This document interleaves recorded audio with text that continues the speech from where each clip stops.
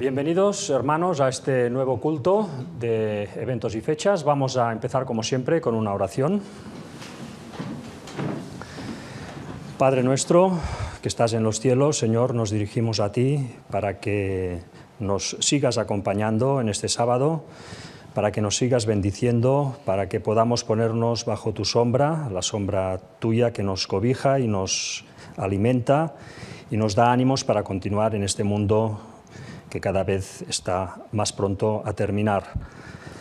Padre, te pido personalmente que me ayudes a presentar este culto, que lo que diga sea conforme a tu voluntad, que pueda presentarlo de una forma clara y sencilla y que sea para gloria tuya y de todo el cielo. Padre, te pedimos perdón por todos nuestros pecados, que en el nombre de Jesús te lo pedimos todo. Amén.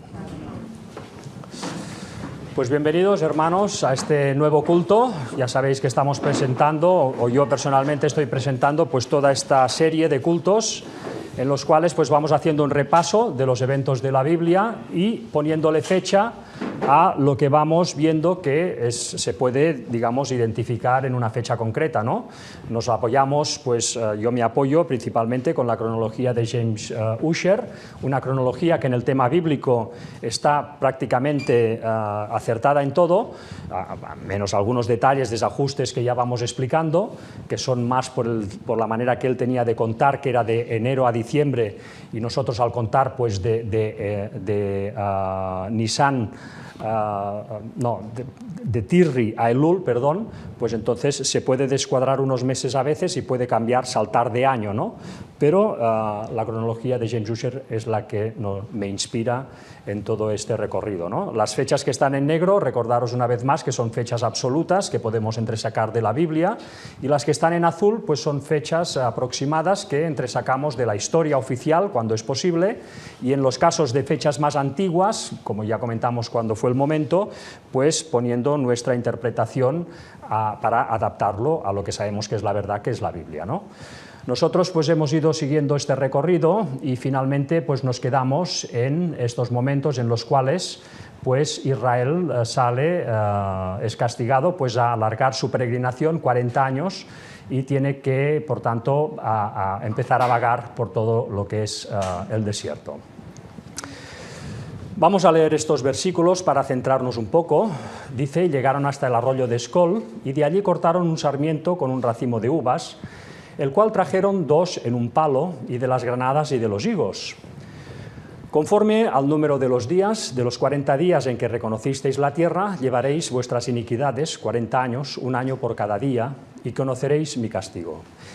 El culto anterior nos quedamos pues en este punto, ¿no? Cuando al volver los espías de ese recorrido de 40 días por la tierra prometida, dan un informe nefasto, el cual mueve al pueblo a esa rebelión, y por tanto Dios actúa una vez más y los, vamos a decir, castiga a alargar esa peregrinación hasta los 40 años. Eso aconteció en el mes de Elul. Recordemos que el pueblo de esos 40 espías acaban su misión en el mes de Elul del año 1489 a.C., y ahí es cuando se produce pues esta situación. Antes de continuar, porque hoy pues haremos el recorrido que irá desde la salida de Cades al fracasar su intento de entrar a Canaán hasta pasados esos 37 años y medio que habrán hasta que vuelvan otra vez a Cades, haremos por tanto ese recorrido, veremos qué pasó con el pueblo de Israel, lo poco que podemos saber, y también veremos sobre todo lo que sucedió en Canaán esos años, ¿no? Porque tantas veces se presenta la duda de, bueno, mientras el pueblo de Israel estaba en el desierto, en Canaán, ¿qué sucedía, no? Hoy intentaremos también poner un poco de luz en todo esto. Antes de empezar, me gustaría un dato que da James Ussher, que encuentro que es muy interesante. Él habla de que mientras el pueblo de Israel está vagando por el desierto, la edad de la humanidad en esos momentos desciende de los 120 a una expectativa de 80 años, ¿no?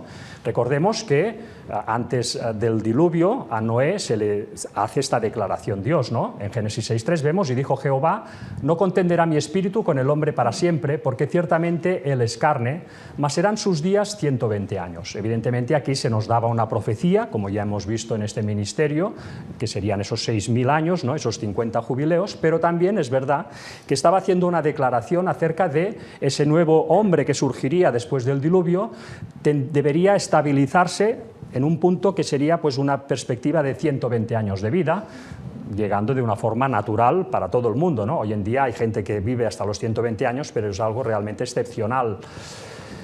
Sin embargo, según James Ussher, en ese momento de que hay esa condena al pueblo de Israel de que deberá vagar 37 años y medio por el desierto hasta llegar otra vez en Cades, según James Ussher, en esos momentos es cuando Moisés escribe el Salmo 90, donde se dice que el hombre podrá llegar a un máximo de 70-80 años en condiciones normales, ¿no? Vemos aquí cómo pues efectivamente fue descendiendo la edad hasta que con Moisés y Josué pues ya se estabilizó en esos 120, 110 años, y vemos cómo en Salmos 90 Moisés nos dice lo siguiente: vuelves al hombre hasta ser quebrantado y dices, convertíos, hijos de los hombres, porque 1000 años delante de tus ojos son como el día de ayer que pasó y como una de las vigilias de la noche. Y luego en el versículo 10 nos dice, los días de nuestra edad son 70 años, y si en los más robustos son 80 años, con todo su fortaleza es molestia y trabajo, porque pronto pasan y volamos, ¿eh? Según James Ussher, esto sucedió pues, en esas fechas, ¿no? Habían pasado 1000 años desde que en el 2468 a.C. concretamente se diera ese anuncio a Noé de que el hombre viviría esos 120 años, ¿no? Pues si le restamos 1000 años a esa fecha nos da 1468, que estaría dentro de esos 37 años y medio que Israel estaría todavía vagando por el desierto, ¿no? Con lo cual se cumpliría en ese momento. James Ussher nos dice, después de ese incidente, mientras los israelitas seguían muriendo en el desierto, Moisés compuso el Salmo 90. Dice, también mostró que la edad normal de los hombres se reducía a 70 u 80 años. Por tanto, la edad del hombre se acortó a 1/3 de lo que era antes. Bueno, pues dicho este dato, ¿no?, que me ha parecido interesante, pues vamos a proseguir, ¿no?, con el culto, y vamos a, en primer lugar, como siempre, a situar el contexto, ¿no?, de ese año 1489, ese mes de Elul, ¿no?, cuando salen de Cades, ¿no?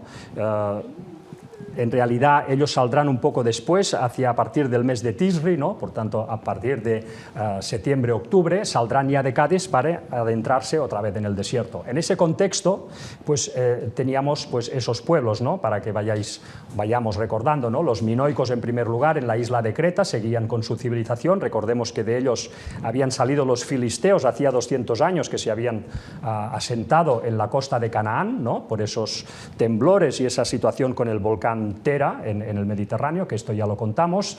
En la parte de Grecia, pues en esos momentos estaban los micénicos, que eran esa civilización que fueron los padres de los posteriores griegos, los griegos que ya fueron pues Alejandro Magno, etcétera. Y vemos también pues, esta situación en esta zona del mundo, ¿no? Vemos en marrón el otro gran poder, que eran los hititas. Vemos en color lila el poder, sobre todo, que discutía con Egipto, que era Mitanni, y vemos pues, en color verde los casitas, que era la civilización que gobernaba en esos momentos en Babilonia, en color rojo Elam, otra civilización de la que hemos hablado mucho y la Biblia habla mucho, y finalmente pues, Egipto en este color amarillo, ¿no? Recordemos pues, lo que dijimos acerca de ese momento, lo que sucede con los dominios de Egipto.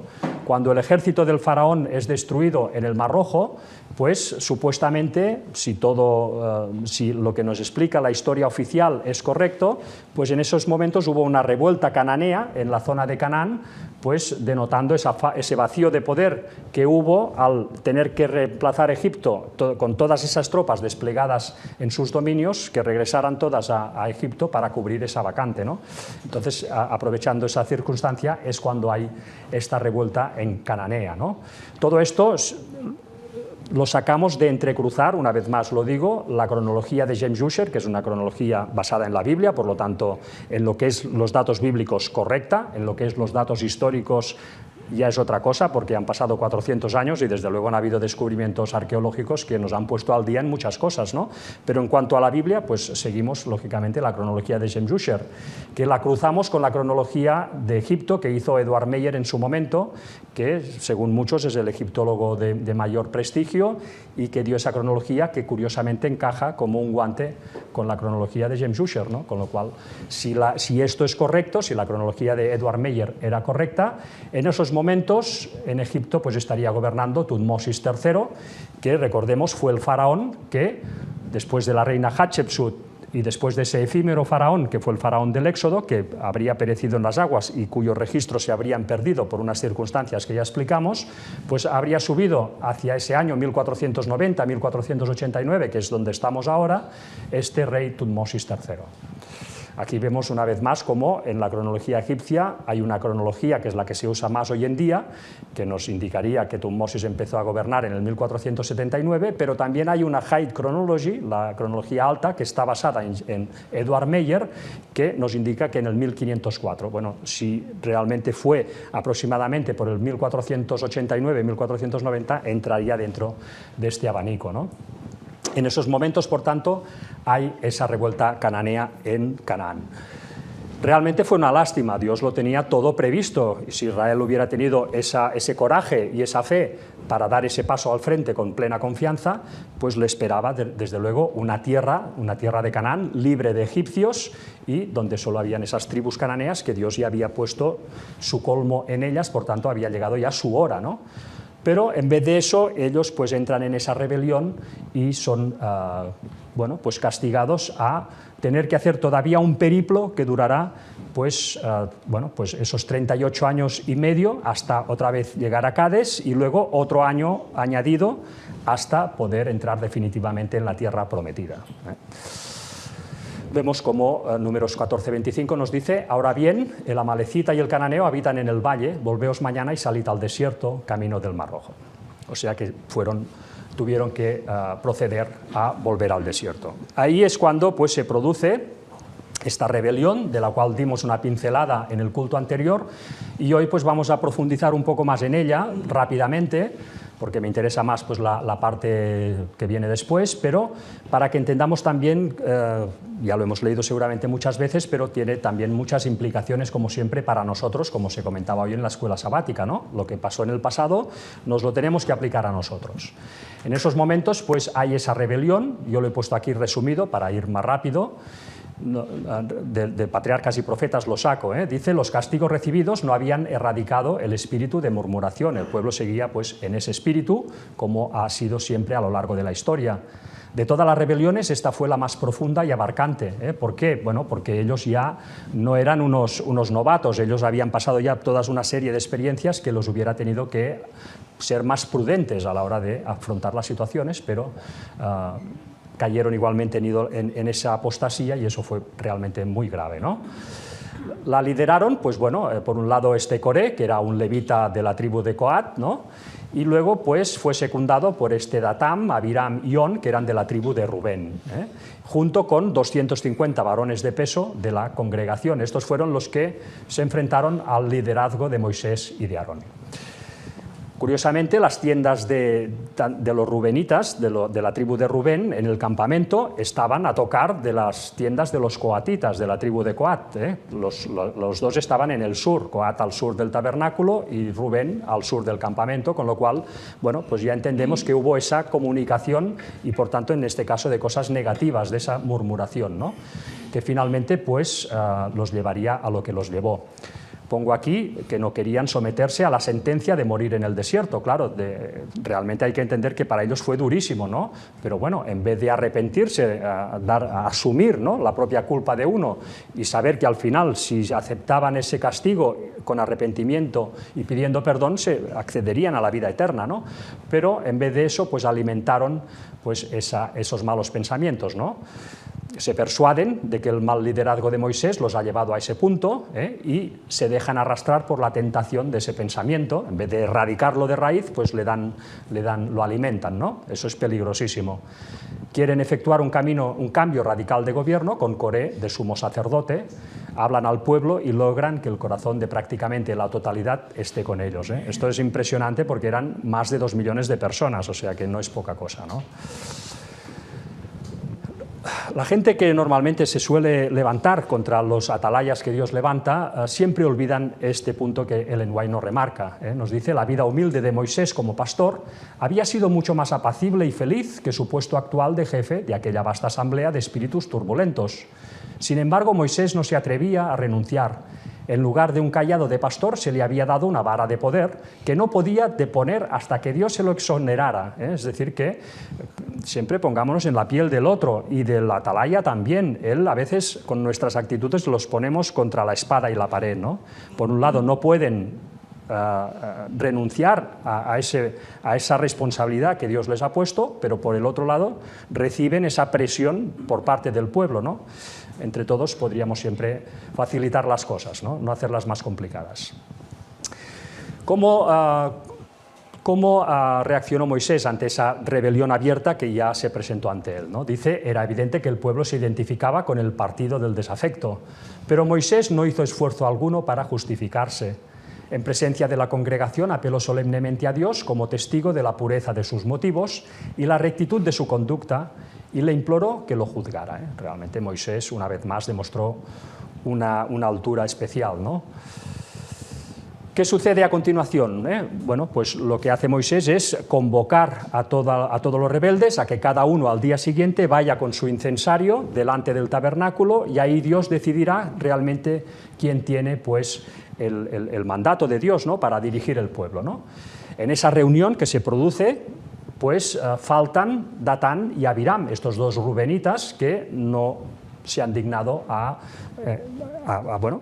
presentarse ahí, ¿no? Entonces Moisés los manda a llamar y ellos pues responden de esta manera, ¿no? Es poco que nos hayas hecho venir de una tierra que destila leche y miel para hacernos morir en el desierto, sino que también te enseñorees de nosotros imperiosamente, ¿no? Bueno, esto siempre ha pasado y siempre pasará. Hay gente que al liderazgo que Dios levanta lo ve con desconfianza, lo ve le molesta, le irrita, digamos, ¿no? Bueno, pero si lo ha levantado Dios y para tu bien, para que puedas realmente andar correctamente, pues ¿por qué te irritas, ¿no? Colabora en eso. Finalmente, pues al día siguiente se produce esta situación, ¿no? Al día siguiente, nos dice Ellen White, los 250 príncipes encabezados por Coré se presentaron con sus incensarios. Se los hizo entrar en el atrio del tabernáculo mientras el pueblo se reunía afuera para esperar el resultado. Gran parte de la congregación se puso abiertamente de parte de Coré, cuyas esperanzas de realizar su propósito contra Aarón eran grandes. Bueno, ellos seguían en esa ceguera, lo hemos comentado hoy también en la escuela sabática, como realmente una persona que entra en ese tipo de pensamientos y no los corta, puede entrar, finalmente se lo puede creer él mismo, se puede entrar en ese autoengaño. Datán y Abiram, una vez más, estos rubenitas no acuden a esa reunión. En esos momentos es cuando Dios pues dice esto, ¿no? Apartaos, les dice a Moisés y a Aarón, apartaos de entre esta congregación y los consumiré en un momento. Ahí Moisés, pues una vez más, se arrodilla para interceder por el pueblo, le pide a Dios pues que no haya esa destrucción, y cuando pues termina esta intercesión por su pueblo, se da cuenta pues que Coré se había retirado de la asamblea para unirse a Datán y a Abiram, cuando Moisés, acompañado por los 70 ancianos, bajó para dar la última advertencia a los hombres que se habían negado a comparecer ante él. Es decir, que Dios, como siempre, da una y otra oportunidad, da muchas oportunidades, incluso cuando ya has entrado casi en la rebelión al punto ya del desastre, pero Dios te sigue llamando a reaccionar, ¿no? En este caso, pues lo hizo a través de Moisés, pero ya viendo que no había nada que hacer, nos dice Ellen White, Moisés ordenó al pueblo, por instrucción divina, apartaos de las tiendas de esos hombres impíos y no toquéis ninguna cosa suya, para que no perezcáis por todos sus pecados. La advertencia fue obedecida porque se apoderó de todos la aprensión de que iba a caer un castigo, lo notaron realmente, lo notaron en su más profundo, ¿no?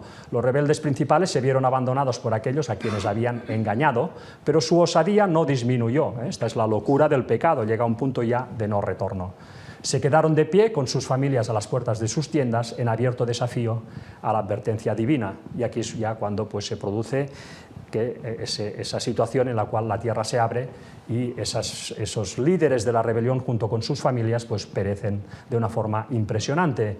Uno diría, bueno, ante estas escenas, tanto los 250 varones principales de la congregación como el resto del pueblo hubieran tenido que reaccionar, uno se imagina, ¿no?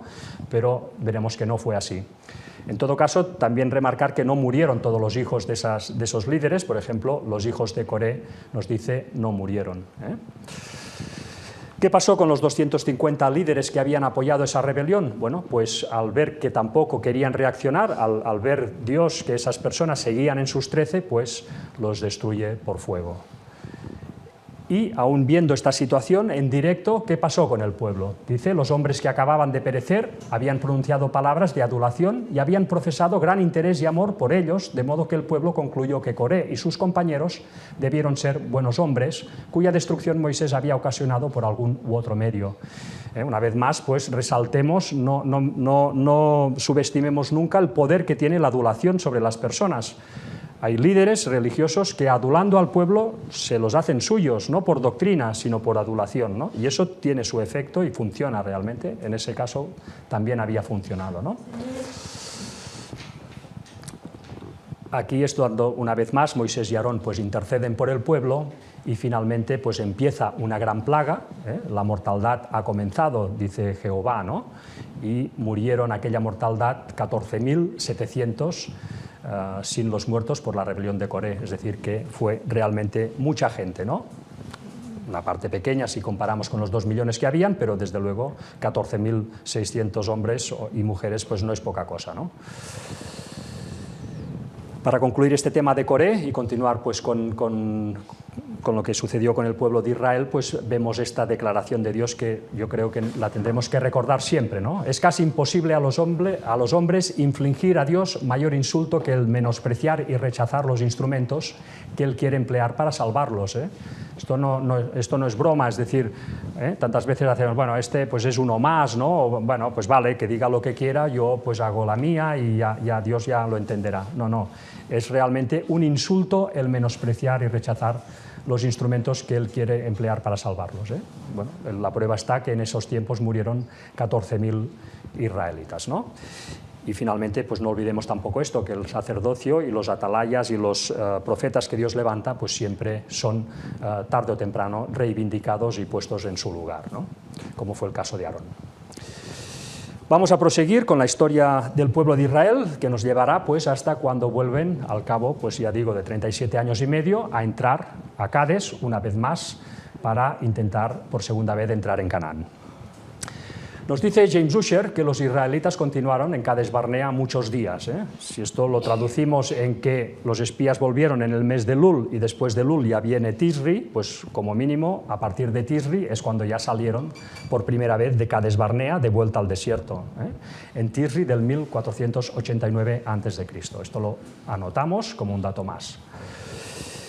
En esa peregrinación que tendrán que hacer por el desierto, claro, ellos habían desde luego desobedecido de una forma muy fuerte a Dios, se habían hecho inmerecedores de ese pacto que tenían con Él de alguna forma, y prueba de ello es que durante esa peregrinación que van a hacer por el desierto hasta entrar otra vez en Canaán, para entrar a Canaán, hasta que no entren a Canaán ni celebrarán la Pascua ni se circuncidirá nadie, ¿eh? Por tanto, bueno, eso ya era una prueba de que desde luego Dios mostraba su desaprobación con ellos, ¿no? Pero, por otro lado, pues no los abandonó. Tenemos la prueba de que el tabernáculo siguió marchando pues todos esos años y después ya cuando entraron en Canaán. Tenemos también pues que este pueblo fue recibiendo el maná puntualmente cada día para su alimento durante esos 38 años, 37 años y medio que estuvieron en el desierto. Y esa nube que los guiaba también pues no dejó de hacerlo, ¿no? Con lo cual vemos que había por un lado esa prueba de que el pueblo había desobedecido, pero por la otra Dios no los había abandonado. Esta peregrinación que tuvieron que hacer de Cades para entrar otra vez en Cades pasó, según la Biblia, por todos estos campamentos, ¿no? Rimón Pérez, Libna, Risa, etc. Si los contamos veremos que son pues 17 campamentos. Si nosotros dividimos esos 17 campamentos entre los 38 años aproximadamente que estuvieron hasta llegar otra vez a Cades, pues nos da una media de 2 años en cada campamento, ¿no? Con lo cual no era un moverse continuamente, sino que bueno, montaban el campamento, podían estar ahí pues unos cuantos años y luego proseguir su marcha por el desierto. También hemos visto cómo Dios los proveyó de maná, pero a la vez también de agua, ¿no? Nos dice Ellen White, donde quiera que les hacía falta agua en su peregrinaje, fluía de las hendiduras de las rocas y corría al lado del campamento. Esta es la situación, por tanto, que había con el pueblo de Israel. Aquí perdemos ya totalmente su rastro, ¿no? Desaparece en el desierto hasta que no vuelve a asomar otra vez en Cades, pues no sabemos prácticamente nada de ellos, ¿no? Vamos a ver lo que sucedía en esos momentos en Canaán, ¿no? Porque claro, ¿qué pasó en Canaán? Los hebreos no entraron, entonces ¿qué pasó con todos esos pueblos, ¿no? Vamos a intentar hacer una aproximación. Recordemos pues, que si, lo que hemos dicho antes, si este cruce de cronologías entre James Ussher y Edward Meyer es correcta, pues en esos momentos ahí había habido esta revuelta cananea, con lo cual Tutmosis III, que es el faraón que sube al trono, se encuentra con un ejército muy tocado y con un Canaán y Siria, que estaba encima, totalmente pues, en contra de ellos, ¿no? Habían perdido su influencia ahí. Desde luego, una vez más resaltar, Dios se lo había puesto todo de cara al pueblo de Israel, porque vemos en rojo como el ejército egipcio salió de esas tierras, lo tenían todo vía libre para entrar ellos, ¿no? En ese punto fallaron. Vemos que los espías, que estuvieron esos 40 días explorando la tierra de Canaán, no hablan de egipcios, ahí ellos no vieron egipcios, al menos no lo comentan. Dice Números 13, más el pueblo que habita aquella tierra es fuerte y las ciudades muy grandes y fortificadas, y también vimos allí a los hijos de Anac. Amalek habita en el Negev, y el Eteo, el Jebuseo y el Amorreo habitan en el monte, y el Cananeo habita junto al mar y a la ribera del Jordán. Por tanto, ellos no hablan que hubiesen ahí egipcios. Esto apoyaría, una vez más, que aún todos los historiadores indicando que Canaán estaba bajo el yugo egipcio, en esos momentos, por esa revuelta cananea, si la historia oficial es correcta, pues no habría ahí egipcios prácticamente, ¿no? Esto concordaría con el relato bíblico.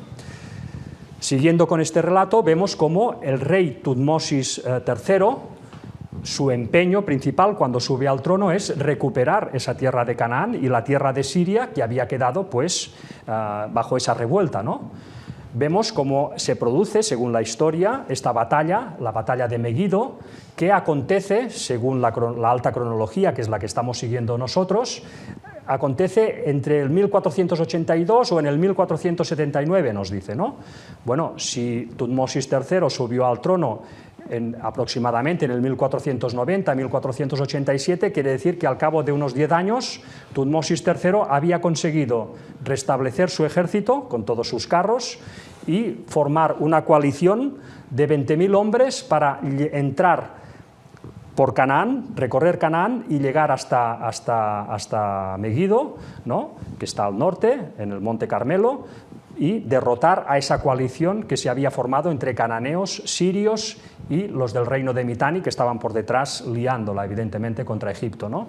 Entonces, él es capaz de hacer esto, ¿no? Dice, Tutmosis III reunió un gran ejército de carros de guerra e infantería que sumaba 20.000 hombres.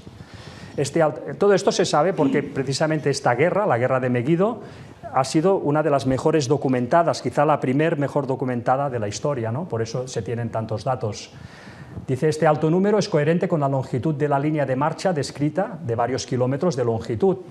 Siguiendo el camino de Horus, este ejército se reunió en la fortaleza fronteriza de Taru y llegó 10 días después a la ciudad leal de Gaza. Una vez más, incidir en esto de que Gaza era una ciudad leal a Egipto, ¿no? Gaza, recordemos que estaban ahí los filisteos eran parientes próximos de los egipcios, ¿no? De Midraim. Esto es interesante siempre tenerlo en mente para luego cosas que pasarán después, ¿no? Tras un descanso marchó hacia Yehem, donde llegó tras otros 11 días.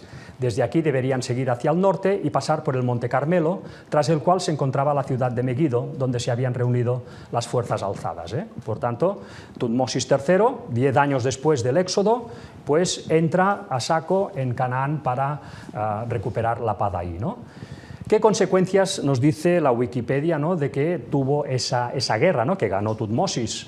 Nos dice, siguiendo la costumbre de la época, Tutmosis III tomó como rehenes a los hijos de cada uno de los reyes derrotados. Después de ser educados en la corte egipcia, fueron devueltos a sus lugares de origen, donde gobernaron con el consentimiento de Egipto. Esto es muy interesante. Vemos aquí cómo Tutmosis III lo que hace es recoger a todos estos hijos de los reyes de Canaán y de Siria, llevarlos a la corte, educarlos ellos siendo muy niños, de forma que en un plazo de 15, 20 años pudiesen volver a esas tierras de Canaán y de Siria y ahí gobernar ya bajo total influencia egipcia, ya eran prácticamente egipcios, con lo cual Egipto, al menos veremos en la zona de Canaán, no necesitó tener ahí ejército, sino que ya fueron esos propios reyes los que se ocuparon de gobernar todas esas zonas, me imagino pagando sus impuestos a Egipto puntualmente, pero ya sin esa necesidad de mantener ahí una presión militar constante, como sí sucedió en Siria, que era la zona del norte de Canaán, que sí, ahí sí hubo más problemas, como veremos ahora. Nos dice también, la victoria de Megido fue solo el comienzo de la pacificación de Canaán y Siria. A esta batalla seguirían una serie de campañas con periodicidad casi anual que supondrían la expansión del poder de Egipto hasta el norte de Mesopotamia. Es decir, que vemos como Tutmosis III, ¿no? Pues, gana esta batalla de Megido y a partir de aquí empieza esa reeducación de los hijos de los reyes de estas zonas, pero mientras esta reeducación no ha llegado a su término, pues sigue con estas campañas anuales para ir pacificando todos estos territorios y al final poder luchar contra el que era su gran enemigo, que era este reino de Mitanni, que estaba en la parte norte, en la cabecera, ¿no? Pues del río Éufrates y del Tigris. Pues esta era la situación mientras el pueblo de Israel en esos momentos estaba vagando por el desierto, ¿no? O sea que apuntamos estos datos. En el 1479, unos 10 años después del Éxodo, con su ejército rehecho, Tutmosis III recupera el control de Canaán y Siria en la batalla de Megido y suponemos, pues para poner una fecha, unos 20 años más tarde, en 1459, todavía faltaban 9 años para que Israel entrara en Canaán, pues Canaán y Siria son gobernados por reyes totalmente educados y fieles a Egipto. Tutmosis III gobernó, según los datos que han llegado de tiempos muy antiguos, ¿no? Se hicieron cronologías y se dijo en esas cronologías que Tutmosis III había gobernado 33 años en solitario. Bueno, si nosotros estamos siguiendo la alta cronología, según la cual la reina Hatshepsut había gobernado hasta el 1490, que justo es cuando se produce el Éxodo, ¿no? un tiempo después, y vemos pues que ese faraón del Éxodo duró muy poco y que había subido Tutmosis III, pues por tanto Tutmosis III tuvo que empezar a gobernar por esos años, ¿no? 1490, 1489, si le restamos 33 años, pues nos da esto, ¿no? Tutmosis III murió hacia el año 1457, ¿eh? Todavía faltaban 7 años para que Israel entrara en Canaán. Tutmosis III, por tanto, muere en ese momento y sube al poder Amenofis II. Amenofis II, nosotros decimos, haciendo estos cálculos, que subiría aproximadamente por el 1457, según la alta cronología, nos dice que subió en el 1450. Bueno, habría un desfase de unos 5, 6, 7 años, que es un desfase normal si tenemos en cuenta que en la egiptología los mismos que han hecho las cronologías, por ejemplo el caso de Edward Meyer, vemos como en el inicio de la dinastía 18, que es la dinastía a la que pertenecían estos faraones, le da siempre un abanico de 5 años, ¿no? De error, con lo cual, bueno, entraría dentro de ese abanico, ¿no? Por lo tanto, podría muy bien ser que Amenofis II hubiera subido al poder en ese año aproximado 1457. Lo anotamos una vez más en nuestra cronología. Y ahora vamos a ver cuál fue la situación que se encontró Amenofis II, que fue el faraón, por tanto, que estaba gobernando cuando finalmente Israel entrará en Canaán. ¿Cuál era la situación bajo el reinado de este rey, de este faraón? Nos dice su biografía en la Wikipedia: hijo de Tutmosis III y de Merita Hatshepsut, esta no es la reina Hatshepsut, era otra mujer, prosiguió la política expansionista de su padre con excelentes resultados, ampliando y estabilizando los dominios de Egipto en Siria, Nubia. Nubia estaba al sur de Egipto y Siria era la parte del norte de Canaán, aquí no se nos habla de Canaán, alcanzando el país su máxima extensión. ¿Por qué? Porque bajo Amenofis II el ejército de Egipto sería capaz de llegar hasta las mismas puertas del ejército de Mitanni, ¿no? del poder de Mitanni, ¿no? Del reino de Mitanni, en el Éufrates. Conocido como el rey atleta, su reinado fue una continuidad completa del de su padre. Por tanto, al menos al principio del reinado de Amenofis II, pues la situación en Canaán será la misma. Vemos como Siria, os pongo este mapa que es posterior, no hagáis caso, pero para ver que Siria está al norte de Canaán, no es Canaán, Siria está al norte.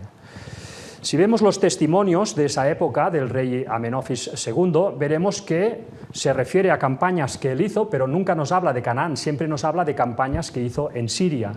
Por ejemplo, está esta estela referente a una campaña siria en Karnak, y también hay otra estela referente a una campaña que hizo él, también en Siria, encontrada en Memphis.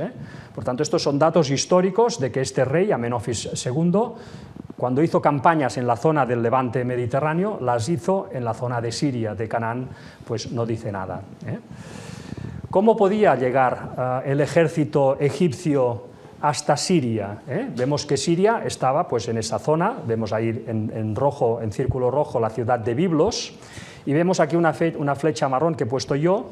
Bueno, ahora leeremos un artículo del National Geographic en donde veremos que en esos años ya el mismo Tutmosis III se dedicó a hacer un puerto marítimo en la zona del delta para precisamente poder transportar tropas del ejército de Egipto hacia la zona caliente, que era la zona de Siria. ¿Por qué Siria era la zona caliente y Canaán no? Porque Siria estaba a tocar de Mitanni, que Mitanni era el gran el poder que hacía la competencia a Egipto. Por tanto, toda esa zona de Siria, y ya no digamos Mitanni, era la zona que realmente Egipto quería guerrear con ellos constantemente, ¿no? Por tanto, es curioso ver cómo en esa época, en la época ya de Tutmosis III y luego Amenofis II más, pues ya no trasladan las tropas tanto por tierra, sino que las embarcan en el delta, las llevan hasta Biblos y desde Biblos pues ya se dedican a pacificar Siria y atacar Mitanni. Bueno, ¿por qué no pasaban por Canaán? Pues es curioso que justo en la época que Israel entra se produzca esta situación también, ¿no? Vamos a leer este artículo rápidamente del National Geographic, donde veremos esto. Dice, hablando de estos transportes marítimos del ejército egipcio de esa época, dice: cada compañía de la flota estaba adscrita a un barco. Estas naves, que se utilizaban para transportar soldados y provisiones, recibían nombres como la Vaca Belicosa, el Novillo o Amado de Amón. Las expediciones militares contra el territorio nubio, esto era al sur de Egipto, se llevaban a cabo con barcos de la flota fluvial que recorrían el Nilo. Pero también se podían enviar barcos hacia las costas del Próximo Oriente. Esto sería ya la costa de Siria. Durante la sexta campaña asiática, que concluyó con la exitosa toma de la ciudad de Kadesh, aliada de Mitanni, una escuadra egipcia navegó hasta los puertos del litoral cananeo, entre los actuales Israel y Siria, en una acción anfibia que permitió la conquista de diversos territorios enemigos. Y en la octava campaña, en la que los egipcios y mitanos se enfrentaron directamente, una columna del ejército recorrió los más de 400 kilómetros que separan el puerto de Biblos, por tanto habían llegado ahí en barco, y la ribera del Éufrates, transportando barcazas desmontadas sobre carros tirados por bueyes. Una vez alcanzado el objetivo, ensamblaron las embarcaciones y cruzaron el río para asombro de los mitanos. Bueno, de hecho, dice, la importancia que Tutmosis III daba a la navegación se materializó con la construcción de instalaciones portuarias en el delta oriental, conocidas con el nombre de Perunefer, buen viaje, que facilitaron las comunicaciones comerciales y militares con localidades costeras cananeas. Es decir, que en esos momentos es cuando hay esta situación, ¿no? Por tanto, cuando Israel finalmente, después de esos 37 años y medio vagando por el desierto, es conducido por Dios bajo la vara de Moisés otra vez hasta Cades, hasta otra vez el punto de partida donde habían fracasado, esta era la situación pues, que había en Canaán. Ahí ya no habían egipcios, los egipcios cobraban impuestos, pero el territorio era controlado pues, por esos reyes cananeos que habían sido educados en la corte egipcia, y los problemas en Siria los resolvían navegando con barcos hasta la ciudad de Biblos, con lo cual, una vez más, Canaán está pues, preparado para que Israel tome posesión de él, ¿no? Vemos aquí, llegaron los hijos de Israel, toda la congregación, al desierto de Zin, en el mes primero, es decir, en el mes de Nisán, y acampó el pueblo en Cades, y allí murió María, y allí fue sepultada. O sea que llegaron una vez más a Cades en el Nisan del año 1451 a.C.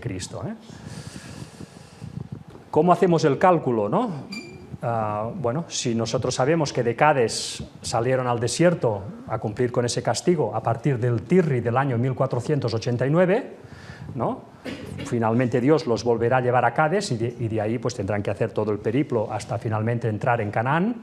Vemos en Deuteronomio 2.14 como nos dice, y los días que anduvimos de Cades Barnea, es decir, desde cuando salen castigados con esos 40 años, dice, y los días que anduvimos de Cades Barnea hasta cuando pasamos el arroyo de Ceret, por tanto ya yendo hacia Moab, fueron 38 años, hasta que se acabó toda la generación de los hombres de guerra que de en medio del campamento, como Jehová les había jurado.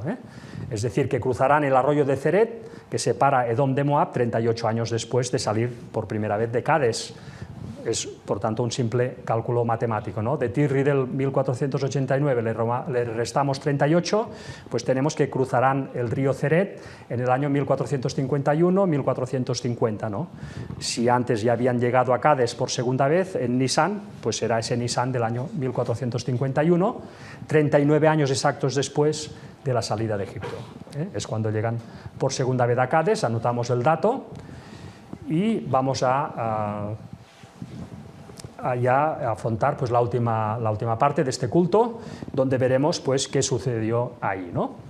En primer lugar tenemos este escrito de Alfred Edersheim, ¿no? Este libro que os recomendamos desde luego porque es súper interesante, el comentario bíblico histórico que él tiene y da datos pues, impresionantes. Nos dice un dato pues, también interesante, además de Josué y Caleb solo quedaban 3 personas pertenecientes a la antigua generación. Se trataba de María, de Moisés y de Aarón.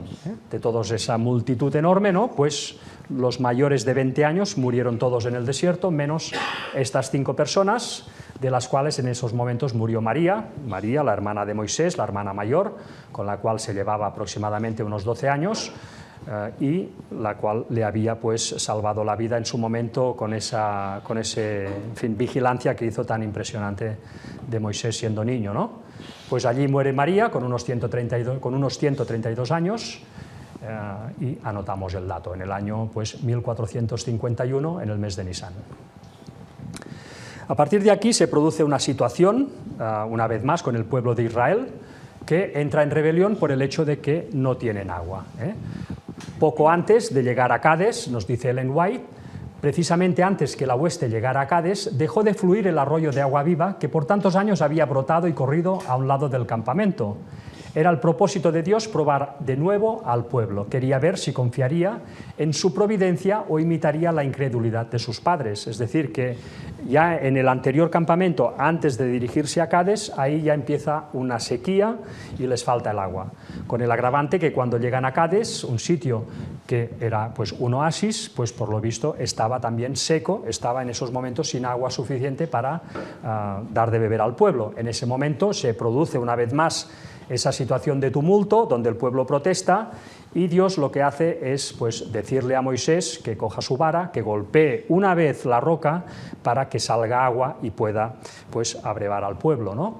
En esos momentos Moisés es cuando tiene ese momento en que pierde pues, ya la paciencia ante ese pueblo hostil y rebelde y en vez de dar un golpe pues da 2, ¿no? Al dar esos 2 golpes rompe el simbolismo que Dios quería dar al pueblo, quería dar una enseñanza, ¿no?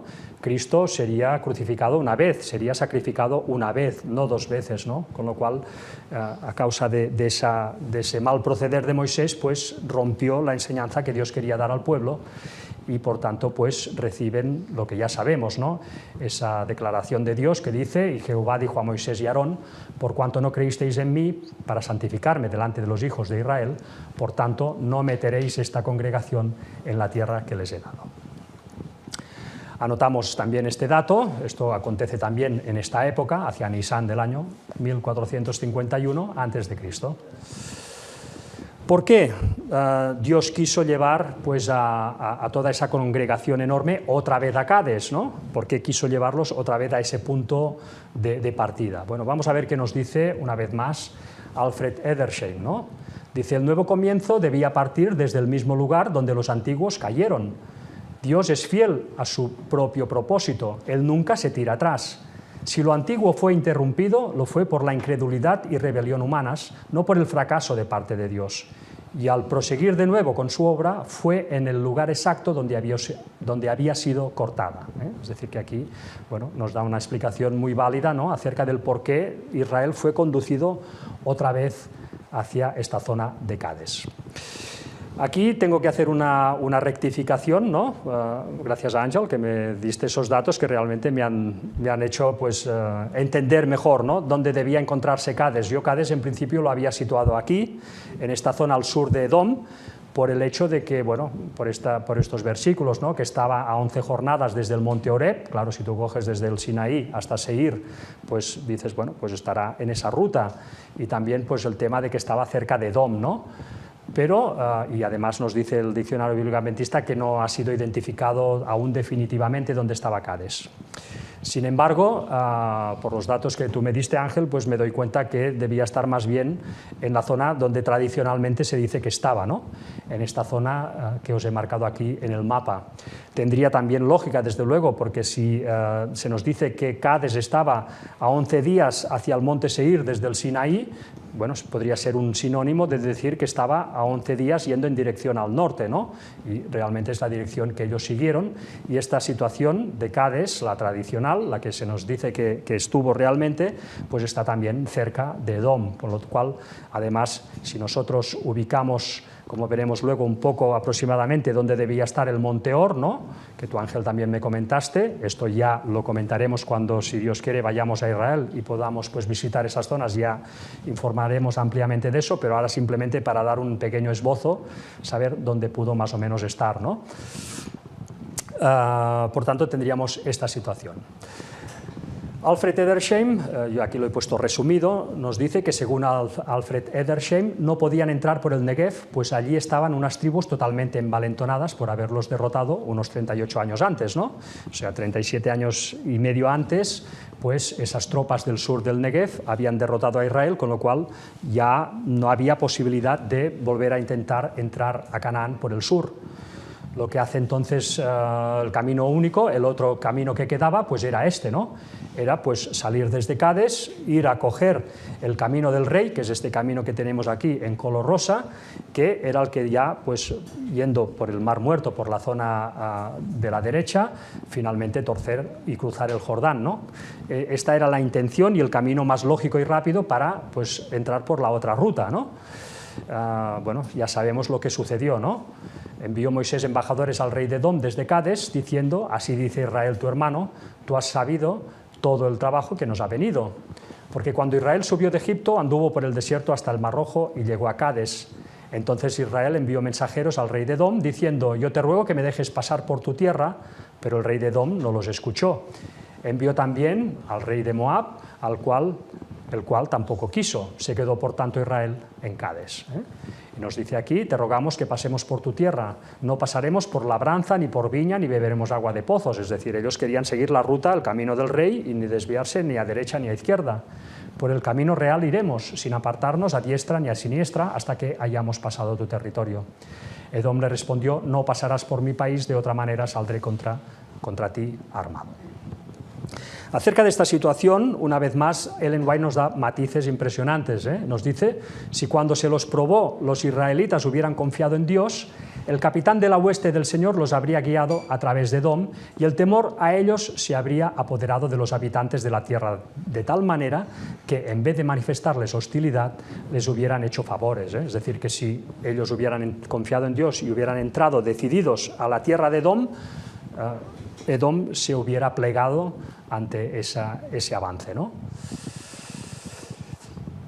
Por tanto, como esto no es posible, al final lo que sucede es que ellos tienen que volver hacia el sur para rodear Edom y Moab, ¿no? Nos dice: las huestes de Israel se encaminaron pues de nuevo hacia el sur por tierras estériles.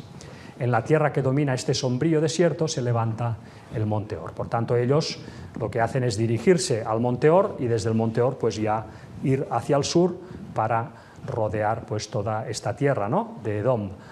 Nos dice en Números 33-37, y partiendo de Cades, los hijos de Israel, toda aquella congregación, vinieron al monte de Or. Y Jehová habló a Moisés y Aarón en el monte de Or, en la frontera de la tierra de Edom, diciendo, y ahí es cuando vemos que realmente ellos se dirigieron al monte Or, ¿no?, en primer lugar. Y también vemos en Números 33, y salieron de Cades y acamparon en el monte de Or, en la extremidad del país de Edom. Esto una vez más vemos, ¿no?, que el monte Or pues, estaría más bien en esta posición, según parece pues, Ron Wyatt, ¿no? Ron Wyatt es el que marcó un poco ese punto, y tiraría por tierra donde estaría pues, lo que dicen la mayoría que está el monte Or, ¿no?, que estaría en medio de Edom. Esto desde luego ya vemos que es imposible porque Israel no tenía permiso para entrar a la tierra de Edom. Así que ellos, pues ya como también nos enseñó Ángel en las experiencias, pues hicieron este recorrido, ¿no?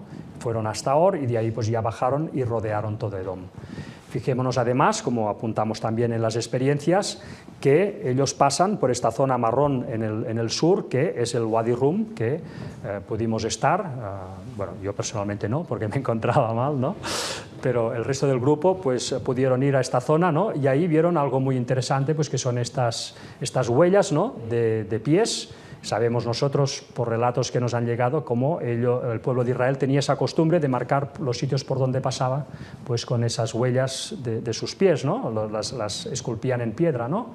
Pues aquí vemos esto que pudimos fotografiar cuando estuvimos ahí, ¿no? Bueno, aquí se ven las figuras humanas y los pies, ¿no?, aquí los tenemos más ampliados. Bueno, es interesante, desde luego, pues ver cómo por esa ruta tan próxima al Wadi Rum, ¿no?, pues hayan hoy en día todavía estos restos ahí. Y ya para terminar vamos a leer pues, lo que nos dice Alfred Edersheim acerca pues, de esta situación, ¿no?, acerca de la embajada a Edom, titula este párrafo, dice: antes de dejar Cades, Moisés envió mensajeros al rey de Edom y también, según vemos en Jueces 11:17, al rey de Moab, cuyos dominios estaban al norte de Edom, pidiendo permiso para que Israel pasase por sus países. Una mirada al mapa nos demostrará que esta hubiese sido la ruta más directa, si Palestina debía ser abordada desde el otro lado del Jordán, en Jericó. Ciertamente era la ruta más sencilla, puesto que evitaba el contacto con los que tenían el Negev, o país del sur, que hacía 37 años que había tenido un encuentro hostil con Israel y les había derrotado como señal. En vano también limitó su petición para usar el camino normal de las caravanas, la ruta del rey, sin pararse ni a derecha ni a izquierda, añadiendo la promesa de pagar el uso de los pozos. Los hijos de Saúl no solo se negaron, sino que incluso reunieron un ejército apresuradamente para controlar sus fronteras. Entre tanto, mientras los mensajeros de Moisés iban a su embajada, el campamento de Israel avanzó hasta lo que puede describirse como el extremo de la frontera de Edom, a un día de camino al este de Cades. A través del ancho Wadi Murrej se alza repentinamente una montaña notable, bastante aislada y prominente, descrita por Canon Williams como de forma singular, y el profesor Robinson compara con una ciudad elevada. Su nombre actual es Modera, conserva el antiguo nombre bíblico Moseraj, el cual, por la comparación de Números 20, 22 al 29 con Deuteronomio 10, 6, sabemos que se trataba simplemente de otra designación del monte Or. Aquí lo vemos, ¿no? En Números 33 se nos dice: y salieron de Cades y acamparon en el monte Or, en la extremidad del país de Edom. Y en Deuteronomio 10 se nos dice: después salieron los hijos de Israel de Beerot Bene Jactán a Mosera, Mosera sería otro nombre para el monte Or, y allí murió Aarón, y allí fue sepultado, y en lugar suyo tuvo el sacerdocio su hijo Eleazar. Y finalmente, pues Alfred Edersheim nos dice esto: de hecho, monte Or, o Or Ha-Hor, montaña, la montaña, significa la montaña notable.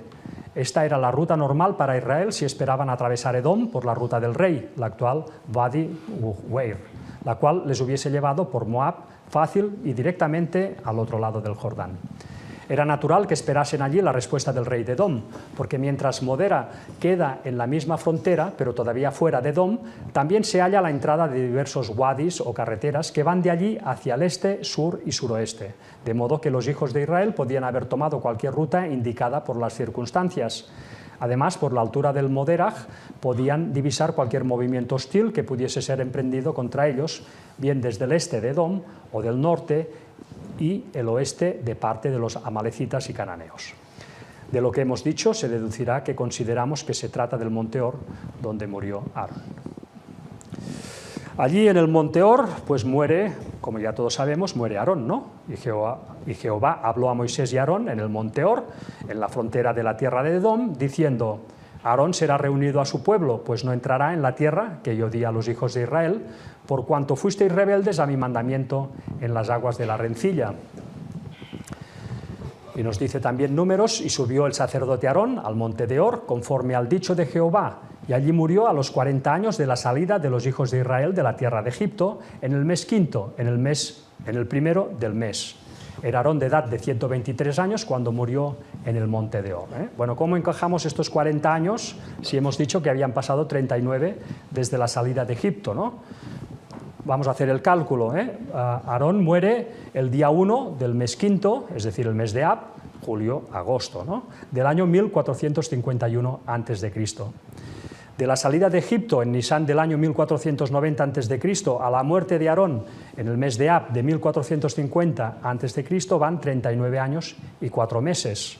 Por tanto, según el cómputo inclusivo de los hebreos, estos serían 40 años. Podría contarse como 40 años. Los hebreos sabemos que tenían esa forma de contar, era ese cómputo inclusivo. Lo que empezaba ya del año siguiente ya formaba parte, o sea, ya lo contaban como otro año. Así que nosotros anotamos este dato. Aarón muere en el monte Or a los 123 años, en el 1 de Ab del año 1451 a.C. Y ya pues para terminar vemos cómo James Ussher va descuadrado pues un año conforme a esta fecha, ¿no? Él nos dice que esto aconteció en el año 1452 a.C. y según el cálculo pues que yo he hecho, o que en fin, he podido entresacar, ¿no?, haciendo estos cómputos, pues fue en el año 1451 a.C. Esto ya hemos dicho que es por una cuestión de la forma de calcular, ¿no? Ussher calculaba los cómputos de enero a diciembre y yo lo estoy haciendo desde Tirri a Elul, que era la forma de contar hebrea, ¿no? Con lo cual puede haber a veces una pequeña descompensación. De todas formas, James Ussher nos dice que esto fue en el año 2552 desde el año Mundi, desde la creación del mundo, ¿no? Si nosotros hacemos el cálculo, veremos, por tanto, en este sentido, que vamos bien. Si al 4004, 4003, que fue cuando fue creado el mundo, ¿no?, entre Tirri del 4004 y Elul del 4003, le restamos 2552, que nos dice James Ussher, pues nos da esa fecha, 1452, 1451, si la muerte de Aarón fue en el mes de Ab, sería ya entrado ya el año 1451 a.C., con lo cual pues vamos bien, ¿no? Y luego pues tenemos también el caso de Sylvester Bliss, que es el otro cronólogo, el cual pues por cierto estoy traduciendo su libro, ya estoy a punto de terminarlo, pero que él da un dato que en este caso él sí va descuadrado también un año, ¿no? Él nos dice que esto fue no nos dice el año del calendario gregoriano, nos dice que fue en el año Mundi 2553, es decir, desde la creación hasta ese punto donde muere Aarón, 2553 años. Si hacemos la resta, pues nos vamos un año más tarde. O sea que en este caso Sylvester Bliss pues no iría en consonancia. Y nada más, hermanos, pues hasta aquí este culto y vamos a terminar pues con una oración.